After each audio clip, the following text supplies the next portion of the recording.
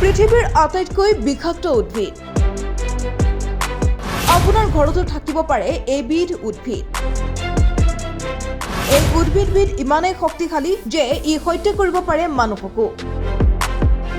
পৃথিৱীৰ আটাইতকৈ বিষাক্ত এবিধ উদ্ভিদ আপোনাৰ ঘৰতো থাকিব পাৰে এই উদ্ভিদ। যদিহে আছে তেনেহলে সাৱধান। পৃথিৱীত কেৱল জীৱ-জন্তু, চৰাই-চিৰিকটি, পোক-পতংগই বিষাক্ত নহয়। প্ৰকৃতিত এনে কিছুমান উদ্ভিদো আছে যিয়ে মানুহৰো যথেষ্ট ক্ষতি কৰিব পাৰে।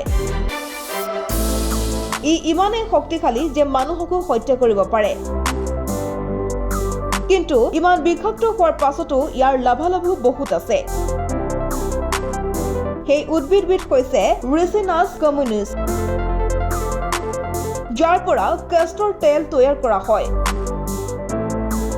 গিনিছ ৱৰ্ল্ড ৰেকৰ্ডছে 2022 চনত এই উদ্ভিদবিধক পৃথিৱীৰ আটাইতকৈ বিষাক্ত উদ্ভিদ বুলি বিবেচনা কৰিছিল।